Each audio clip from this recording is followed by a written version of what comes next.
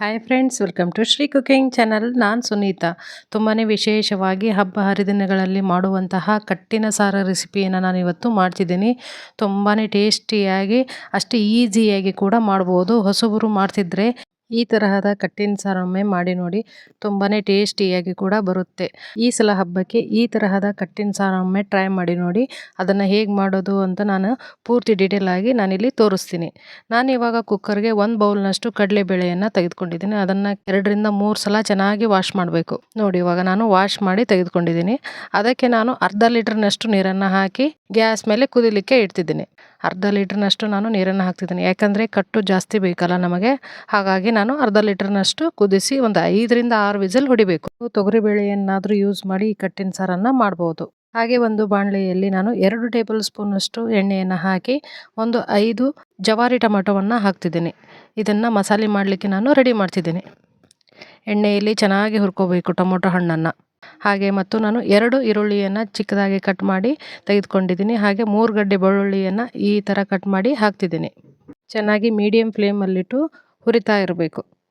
ನೋಡಿ, ಇವಾಗ ನಾನು ಒಂದು 1/4 ಟೇಬಲ್ ಸ್ಪೂನಷ್ಟು ಮೆಂತ್ಯ ಕಾಳನ್ನು ಹಾಕ್ತಿದ್ದೀನಿ. ಹಾಗೆ 2 ಟೇಬಲ್ ಸ್ಪೂನಷ್ಟು ಜೀರಿಗೆಯನ್ನು ನಾನಿಲ್ಲಿ ಇದಕ್ಕೆ ಸೇರಿಸ್ತಿದ್ದೀನಿ. ಘಮ ತುಂಬಾ ಚೆನ್ನಾಗಿ ಬರುತ್ತೆ ಸಾಂಬಾರಿಂದು. ಹಾಗೆ 2 ಟೇಬಲ್ ಸ್ಪೂನಷ್ಟು ಕೊತ್ತಂಬರಿ ಕಾಳು ಅಂದರೆ ಧನಿಯಾ ಕಾಳನ್ನು ನಾನಿಲ್ಲಿ ಸೇರಿಸ್ತಿದ್ದೀನಿ. ಇದನ್ನೆಲ್ಲ ಚೆನ್ನಾಗಿ ಹುರ್ಕೊಳ್ಬೇಕು. ಈರುಳ್ಳಿ ಎಲ್ಲ ಹಸಿ ವಾಸನೆ ಹೋಗೋ ತನಕ ಮೀಡಿಯಮ್ ಫ್ಲೇಮಲ್ಲಿಟ್ಟು ಚೆನ್ನಾಗಿ ಹುರಿಬೇಕು.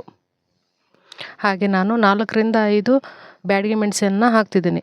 ಖಾರ ಮೀಡಿಯಮ್ ಇದೆ ಇದು, ನೀವು ನೋಡಿಕೊಂಡು ಹಾಕಬೇಕು.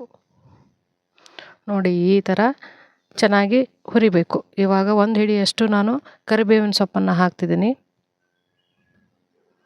ಯಾರೆಲ್ಲ ಹೊಸೊಬ್ಬರು ನಮ್ಮ ಚಾನಲನ್ನು ನೋಡ್ತಿದ್ದೀರಾ, ದಯವಿಟ್ಟು ನಮ್ಮ ಚಾನಲನ್ನು ಸಬ್ಸ್ಕ್ರೈಬ್ ಮಾಡಿ.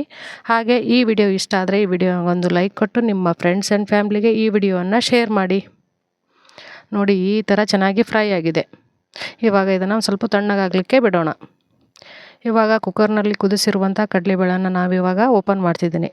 ನೋಡಿ, ಎಷ್ಟೊಂದು ಚೆನ್ನಾಗಿ ಬಂದಿದೆ. ಈ ತರಹದ ಕಡಲೆಬೇಳೆ ಚೆನ್ನಾಗಿ ಕುದಿ ಬರಬೇಕು.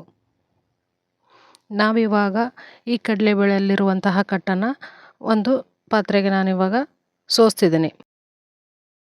ಈ ಕಡಲೆಬೇಳೆಯನ್ನು ಹೋಳಿಗೆಗೆ ಯೂಸ್ ಮಾಡ್ಬೋದು, ಅಥವಾ ನೀವು ಕಡಲೆಬೇಳೆ ಪಾಯಸಕ್ಕೆ ಯೂಸ್ ಮಾಡ್ಬೋದು. ಇವಾಗ ಒಂದು ಮಿಕ್ಸಿ ಜಾರ್ಗೆ 1 ಬೌಲ್ನಷ್ಟು ಕೊಬ್ಬರಿಯನ್ನು ಹಾಕಿ ಒಂದು ಸ್ವಲ್ಪ ನೀರನ್ನು ಹಾಕಿ ಈ ಥರ ತರಿತರಿಯಾಗಿ ನಾನು ರುಬ್ಬಿದ್ದೀನಿ. ಇವಾಗ ನಾವು ಫ್ರೈ ಮಾಡಿರುವಂತಹ ಮಸಾಲೆಯನ್ನು ಇದಕ್ಕೆ ಸೇರಿಸಿ ನುಣ್ಣಾಗಿ ಪೇಸ್ಟ್ ಥರ ರುಬ್ಬಬೇಕು. ನೋಡಿ, ನಾನು ಎಲ್ಲ ಮಸಾಲೆಯನ್ನು ಇದಕ್ಕೆ ಹಾಕ್ತಿದ್ದೀನಿ. ಹಾಗೆ ಕಡಲೆಬೇಳೆ ಕುದಿಸಿರುವಂಥ ಒಂದು ಸಾರಿನ ಸೌಟಿಲೆ ನಾನು ಇದಕ್ಕೆ ಹಾಕ್ತಿದ್ದೀನಿ. ಹಾಗೆ ಸ್ವಲ್ಪ ಕೊತ್ತಂಬರಿ ಸೊಪ್ಪನ್ನು ಹಾಕಿ ಚೆನ್ನಾಗಿ ರುಬ್ತಿದ್ದೀನಿ. ನೋಡಿ, ಈ ಥರ ಆಗಿದೆ. ಇವಾಗ ಇದಕ್ಕೆ ನಾವು ಕುದಿಸಿಟ್ಟಿರುವಂತಹ ಕಟ್ಟನ್ನು ಇದಕ್ಕೆ ಸೇರಿಸೋಣ. ಮಾಡೋದಂತೂ ತುಂಬಾ ಈಸಿ. ಹೊಸಬ್ರು ಯಾರೆಲ್ಲ ಮಾಡ್ತಿದ್ದೀರಾ, ಈ ತರಹದ ಕಟ್ಟಿನ ಸಾರೊಮ್ಮೆ ಟ್ರೈ ಮಾಡಿ ನೋಡಿ. ಮನೆಯಲ್ಲಿ ಎಲ್ಲರೂ ಇಷ್ಟಪಟ್ಟು ತಿಂತಾರೆ. ಇವಾಗ ಚೆನ್ನಾಗಿ ಮಿಕ್ಸಿ ಮಾಡಿ ಹಾಗೆ ಇಡೋಣ. ಇವಾಗ ಒಂದು ಪಾತ್ರೆಗೆ 4 ಟೇಬಲ್ ಸ್ಪೂನಷ್ಟು ಎಣ್ಣೆಯನ್ನು ಹಾಕ್ತಿದ್ದೀನಿ. 1 ಟೇಬಲ್ ಸ್ಪೂನಷ್ಟು ಸಾಸಿವೆ, ಹಾಗೆ ಒಂದು 4 ಒಣಮೆಣಸಿಕಾಯನ್ನು ಹಾಕ್ತಿದ್ದೀನಿ. ಸ್ವಲ್ಪ ಕರಿಬೇವಿನ ಸೊಪ್ಪನ್ನು ಹಾಕಿ ನಾವು ಮಿಕ್ಸಿ ಮಾಡಿ ಇಟ್ಕೊಂಡಿರುವಂತಹ ಮಸಾಲೆಯನ್ನು ಇದಕ್ಕೆ ಸೇರಿಸೋಣ. ಇವಾಗ ಒಂದು ಅರ್ಧ ಟೇಬಲ್ ಸ್ಪೂನಷ್ಟು ಅರಿಶಿಣ ಪುಡಿಯನ್ನು ಹಾಕ್ತಿದ್ದೀನಿ. ಹಾಗೆ ಒಂದು 2 ಟೇಬಲ್ ಸ್ಪೂನಷ್ಟು ನಾನು ಉಪ್ಪನ್ನು ಹಾಕ್ತಿದ್ದೀನಿ. ಮತ್ತೆ ಕಡಿಮೆ ಆದರೆ ಮುಂದೆ ಸೇರಿಸ್ಬೋದು, ಜಾಸ್ತಿ ಆದರೆ ತೆಗಿಲಿಕ್ಕೆ ಬರಲ್ಲ. ಮತ್ತು 4 ಟೇಬಲ್ ಸ್ಪೂನಷ್ಟು ನಾನು ಖಾರದ ಪುಡಿಯನ್ನು ಹಾಕ್ತಿದ್ದೀನಿ. ಖಾರ ಮೀಡಿಯಮ್ ಇದೆ, ನಿಮ್ಮ ಟೇಸ್ಟ್ ಅನುಗುಣವಾಗಿ ನೀವು ಖಾರದ ಪುಡಿಯನ್ನು ಹಾಕ್ಬೋದು. ಹಾಗೆ ಒಂದು 10 ನಿಮಿಷ ನೆನೆಸಿಟ್ಟಿರುವಂತಹ ಹುಣಸೆ ಹಣ್ಣಿನ ರಸವನ್ನು ನಾನು ಇದಕ್ಕೆ ಹಾಕ್ತಿದ್ದೀನಿ. ಒಂದು 2 ಟೇಬಲ್ ಸ್ಪೂನಷ್ಟು ಹುಣಸೆ ಹಣ್ಣಿನ ರಸವನ್ನು ಹಾಕಿ ನಿಮ್ಮ ಟೇಸ್ಟ್ಗೆ ಅನುಗುಣವಾಗಿ ತಿಕ್ನೆಸ್ ನೋಡಿಕೊಂಡು ನೀವು ನೀರನ್ನು ಹಾಕಬೇಕು. ನಿಮಗೆ ತಿಳಿಬೇಕಾದರೆ ಜಾಸ್ತಿ ನೀರನ್ನು, ತಿಕ್ನೆಸ್ ಜಾಸ್ತಿ ಬೇಕಾದರೆ ನೀವು ಸ್ವಲ್ಪ ನೀರನ್ನು ಹಾಕಿ ಸಾಂಬಾರಿಗೆ ಸೇರಿಸ್ಬೋದು. ಹಾಗೆ ಒಂದು 2 ಟೇಬಲ್ ಸ್ಪೂನಷ್ಟು ನಾನು ಬೆಲ್ಲವನ್ನು ಹಾಕ್ತಿದ್ದೀನಿ. ಈ ಕಟ್ಟಿನ ಸಾರಿಗೆ ಬೆಲ್ಲ ತುಂಬಾ ಟೇಸ್ಟ್ ಕೊಡುತ್ತೆ. ಸ್ವಲ್ಪ ಹುಳಿ, ಸ್ವಲ್ಪ ಉಪ್ಪು, ಸ್ವಲ್ಪ ಖಾರ, ಆಹಾ, ತುಂಬಾ ಟೇಸ್ಟಾಗಿ ಚೆನ್ನಾಗಿ ಬರುತ್ತೆ. ಇವಾಗ ನೀವು ರುಚಿಯನ್ನು ನೋಡಿಕೊಂಡು ಸ್ವಲ್ಪ ಉಪ್ಪನ್ನು ಇದಕ್ಕೆ ಸೇರಿಸ್ಬೋದು. ಈ ಸಲ ಹಬ್ಬಕ್ಕೆ ಈ ತರಹದ ಕಟ್ಟಿನ ಸಾರೊಮ್ಮೆ ಟ್ರೈ ಮಾಡಿ ನೋಡಿ, ತುಂಬಾ ಚೆನ್ನಾಗಿ ಬರುತ್ತೆ. ನೋಡಿ, ಈ ಥರ ಚೆನ್ನಾಗಿ ಕುದಿ ಬರಬೇಕು. ಮನೆಯೆಲ್ಲ ಹಾಗೆ ಘಮ ಘಮ ಅಂತ ಪರಿಮಳ ಬರುತ್ತೆ. ಹಾಗೆ ನಮ್ಮ ಚಾನಲ್ನಲ್ಲಿ ಹೋಳಿಗೆ ರೆಸಿಪಿಯನ್ನು ನಾನು ಅಪ್ಲೋಡ್ ಮಾಡಿದ್ದೇನೆ. ಯಾರು ಬೇಕೋ ಅವರು ನೋಡ್ಬೋದು. ಬೇಳೆ ಒಬ್ಬಟ್ಟು ಹೇಗೆ ಮಾಡೋದು, ಯಾವ ರೀತಿಯಾಗಿ ಮಾಡೋದು ಅಂತ ನಾನು ಹಾಕಿದ್ದೀನಿ. ಡಿಸ್ಕ್ರಿಪ್ಷನ್ ಬಾಕ್ಸ್ನಲ್ಲಿ ಲಿಂಕನ್ನು ಕೊಟ್ಟಿರ್ತೀನಿ, ನೋಡ್ಬೋದು. ಹಾಗೆ ತುಂಬಾ ಈಸಿಯಾಗಿ ಕಟ್ಟಿನ ಸಾರು ಹಾಗೆ ಹೋಳಿಗೆಯನ್ನು ನಾನು ಮಾಡಿ ತೋರಿಸಿದ್ದೀನಿ. ನೀವು ಕೂಡ ನೋಡಿ ಮಾಡ್ಬೋದು.